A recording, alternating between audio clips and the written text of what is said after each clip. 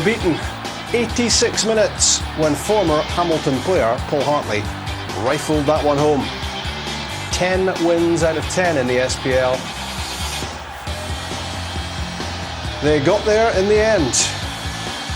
It didn't look against bottom against top for much of the match, but it's the champions who've come out on top. And Celtic will feel that's order restored at the top of the Clydesdale Bank Premier League. Celtic on to 37, and that 4-point advantage is re-established. Rangers on 33, and Hamilton stay where they were, bottom on 10. The match winner, Paul Hartley, is of Stuart Lovell. Well, Paul, you got there in the end, but was that more difficult than you thought it might be? Yeah, it was a difficult game. You've got to give credit to Hamilton. They played very well today. They were at it the first 20 minutes and they got a probably deserved goal, and then then they get a man sent off and it makes it more difficult for us. But when they had 10 men, and they played very well. How difficult did you find it trying to break them down, because their tactics were one up front and flooding the midfield today? Yeah, but thankfully we got a goal back before half time, and second half for all the pressure we had, and it was difficult to break down. They set two banks of 4 up, and we tried to break them down. It was very difficult. The penalty just before half time was clearly the turning point in the match. Were you aware that it was outside the box? I wasn't, to be fair. I just heard at half time, but it looked in the box to me. I think Kellyan's 10 yards in the box, but obviously been pulled back before that. But some of the decisions that you get and some you don't. And finally, you've got a Celtic player who can convert a penalty this season. Well done, Stuart. Yeah, it's just, as I say, Naka, we know Naka can hit a dead ball, and he was favourite to hit it, but say we get back in the game with that goal. How did the shape of the match change in the second half? Because they were down to 10 men, and yet you still found it difficult to break them down. Yeah, but you've got to give them credit, because they defended for their lives, and we tried to throw people into the box and crosses in, but they every time we crossed the ball it seemed to fall to Naki's player who headed that way, but thankfully we got the goal in the end. Well, you got the goal, just 5 minutes to go when you equalised. You must be pleased with that. It was a great move. A clever one too with Scott Brown, and a really decent finish. Yeah, I think it was probably maybe the only way we were going to break them down. I've just tried to take a touch, and I've seen Bruni, and he's played a great ball, great weighted pass, and I just tried to hit the target, and thankfully went in. 10 successive league wins for Celtic. I guess that's the perfect response after you lost way back in August against Rangers. Yeah, sometimes you get a setback throughout the season. It's how you react to that, and we've reacted by winning 10 games, so we've got to keep it going. There's a long way to go at the end of the season. Thanks for your time, Paul. Well done. Thank you. Cheers. Not been a prolific goal scorer with Celtic, Paul Hartley, but he did. Let's hear what Billy Reid thought of it. He's with Stuart.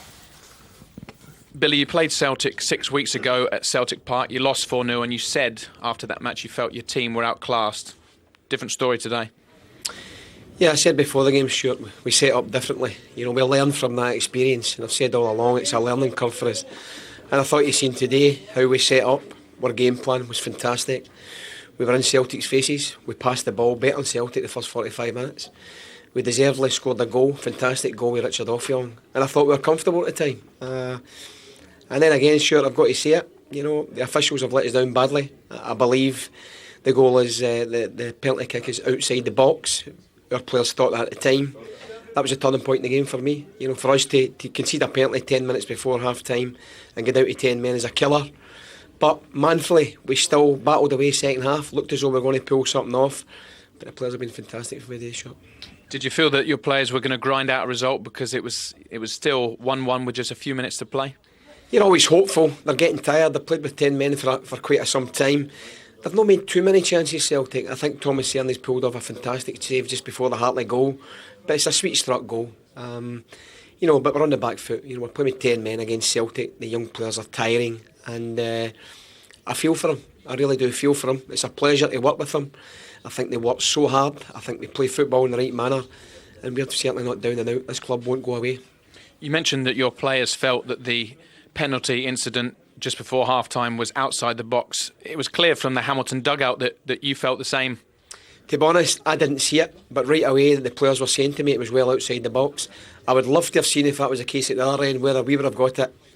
I don't know about that. And I guess in this day and age, when you look at referees, it would appear that he got some help from his linesman today.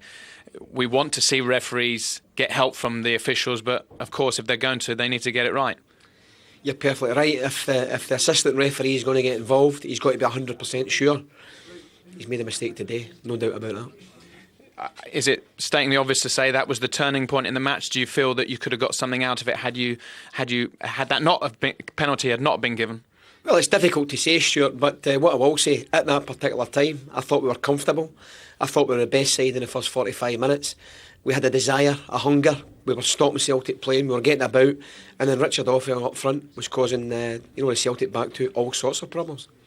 How much did it affect you when Chris Swales went off? Because of course you were down to 10 men when that incident happened that led to the penalty. Yeah, there's nothing we can do about that. Chris has had 10 stitches in the head wound a few weeks back there, and it opened up again. So that certainly didn't help. But that wasn't the main reason. The main reason was, there was a mistake, and we've been punished. I've got to say again. What positives can you take from this match? Well, we're still bottom of the league, but 3 weeks ago we felt as though we turned the corner. We played Falkirk, and we're now showing a maturity for me within the SPL. And I've said to the players, if we continue to play like that, be solid enough and take our chances, then we'll be fine. Billy, thanks for your time. Thank you. Well, words of disgust there from Billy Reid about that late first half decision which awarded Celtic. Front, here's Gordon Strachan. Gordon, that's 9 times this season that Celtic have scored in the last 10 minutes of a match. What does that tell you about your players? Well, it doesn't tell me anything I didn't know, but we'll try and keep going to the end and try and win the game, even though, that the better team, Hamilton, were hanging in there. Was there a sense of relief when Paul Hartley scored the winner, or did you feel it was coming? Well, the goalie had made a couple of great saves before that, and I thought, well, maybe today it's one of these days where you're not going to get anything. And Hamilton had defended so well and did so well in the first half. You think, well, maybe they'll do something. Fortunately, we've got 1 or 2 players when it's needed they can pick the team up and do something different. Celtic's equaliser came about from a penalty, which of course a decision was made by the referee to give a penalty when the contact was made outside the box. Do you feel that was the turning point in the match? It's something to do with it, that's for sure, because we scored, and we've missed quite a few this year. So, I think the turning point was bringing Barry Robson on. Yeah, that was an interesting switch at half-time. Was that tactical because they were down to 10 men and you felt he would give you some... No, I had that in my mind and previous, but I thought the back four were doing so well and not letting any goals. I didn't really want to tamper that. But I knew Robbo would, the way that the system that they play, or they usually play, that the left full-back can get out. But we didn't use the ball well enough in the first half, and we didn't use the width as well as we should. And then Robbo come on and helped us. The fact that Celtic found it difficult to break Hamilton down, was that credit to the home side or because your players weren't on a going day today? No, I think it's all credit to Hamilton. They were terrific, and they really should be proud of the performance. And 10 successive league wins for Celtic. You must be really pleased with not just the results but the performances over the past few months. The performances have been excellent. Today it wasn't great, but when you're having runs, good runs, you'll find that there's a couple of performances that are not so great, and maybe that's the least effective we have been, but that's down to Hamilton. Thanks for your time, Gordon. Well done. Thank you very much, Tom. The SPL doesn't lie. Celtic 4 ahead of Rangers at the top.